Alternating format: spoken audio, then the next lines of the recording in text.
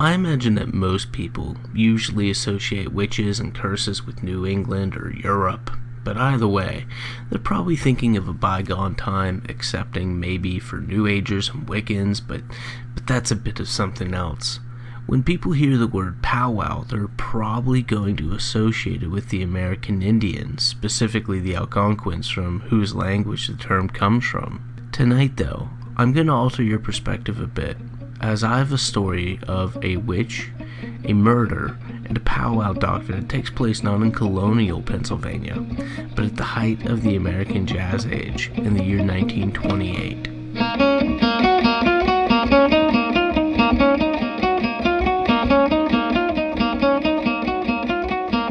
To begin, let's talk about the powwow, and forget about Indian drums or sweat lodges and replace it instead with Pennsylvania Deutsch, or Pennsylvania Dutch as it's more commonly called, and Christian mysticism. In the early 19th century, renowned Pennsylvania folk healer John George Homan published a book of musings, primarily guides to his folk remedies, prayers, and even a recipe for beer. Homan, who was Pennsylvania Deutsch, published the book in his native language. The title is extremely long, and my German is embarrassing, so early translations into English are titled The Long Hidden Friend, or True and Christian Instructions for Everyone, comprising wonderful and well-tested remedies and arts for men and as for livestock. And yeah, that's a mouthful. The book is more commonly known by the aware and the practitioners alike as the long-lost friend. The spells and folk remedies practiced by these Christian mystics would become known as powwow magic. It's also called, and I'm probably going to slaughter this word, but brocchery. It's also known as spielwork, which is much easier to pronounce. These practices are most likely derived from similar old world practices.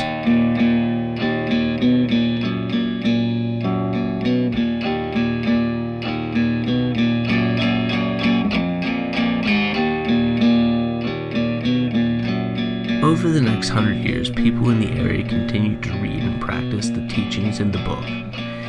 One of these men was a fellow named John Blymeyer, whose father and grandfather had been powwow practitioners themselves. Blymeyer had been complaining of illness and bad luck for some time. It seemed as though a dark cloud hung over him for a preternatural length of time, and so he suspected that there was a preternatural cause. His suspicion was that someone had cursed him, and so he sought confirmation in the form of a witch, who came in the form of a woman in the nearby town of Marietta across the Susquehanna River in Lancaster County. Nellie Knoll, sometimes known as Nellie Knopt, and sometimes as the River Ritual Marietta, had a home along Front Street next to the river in Marietta, Pennsylvania, in Lancaster County. By the late 1920s, she was in her late 80s or early 90s, but she was well known within the folk community of South Central Pennsylvania region, and John Blymeyer sought her out. According to the legend, because although the rest of this story can be found in police accounts, court reports, and newspapers, I've never been able to find a contemporary account on Nellie's involvement in these murders, and this part of the story may be apocryphal, though it is possible that I just not been able to find an appropriate source. Regardless, according to the legend, John Blymeyer paid Nellie $5 to find out who had cursed him, and Nelson Raymeyer's face or name is said to have appeared on his hand. I just finished reading a book, The Witch of Lime Street, and this is an aside, which is a document not only of the rise of the spiritualist movement of the world in the first decades of the 20th century, but also Harry Houdini's attempts to verify the authenticity of the claims, along the way debunking each practitioner he came into contact with. The reason I bring this up is because Houdini performed a similar trick as Nellie Knoll did on his wife, where she was his fiancée at the time, where her father's name is said to have appeared on Harry Houdini's arm. She never revealed the name to him, but had written it and sealed it in an envelope. Having thoroughly freaked her out, apparently she had run from the home, He caught up with her and revealed to her how the trick was done, and it was a trick that had been making the seance rounds in the wealthy parlors of American England. So I doubt that an older woman, a forerunner to these then modern spiritualists, would not have been able to pull this trick off. But that's an aside. Nellie Knoll, the Witch of Marietta, is supposed to have instructed John Blymeyer to cut off a lock of Raymeyer's hair and bury it in the ground, and also to burn Raymeyer's copy, that is, of The Long Lost Friend. One day, in November 1928, John Blymeyer and a young teenage co-worker at the cigar factory where they worked, John Curry, met with Nelson Raymeyer at his house, which is still standing in Raymeyer Hollow. The three men spent the night together. Blymeyer secretly searched for Raymeyer's copy of The Long Lost Friend, but was unable to locate it.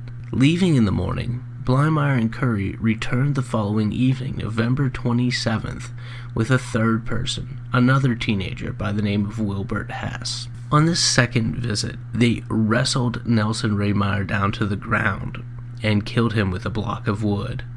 Some things in the court suggested that this was not an intentional murder, but they were demanding his copy of the book, and he wasn't giving it up. And regardless, within a very short period of time, Raymeyer is beaten to death, and after he's dead, his body was tied to a chair, mutilated. His hair was cut to get the lock off, and they tried to set fire to his body in order to cover the tracks. And though they never did find a copy of the infamous book, Blymeyer and his compatriots agreed that the curse had been sufficiently lifted.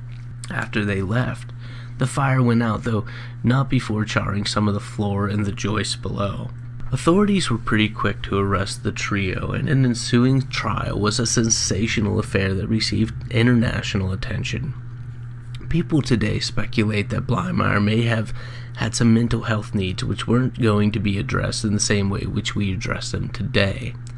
Also, John Curry was only 14 and Wilbert Hess was also under 20, and in some of the newspapers I've read, it lists him as being 18, others it lists him as 19. Descendants of both the Blymeyer and Raymeyer families still live in the area where these events unfolded. The house where Raymeyer was killed is now a museum with a glass floor over the space in the kitchen which reveals the charred joists. Also, bloodstains are still visible 87 years after the fact, and much of his original furniture is still in the home. And of course, there are plenty of stories which claim that the Hollow, and specifically the house, are haunted. Most of these stories aren't particularly unique, save for maybe one.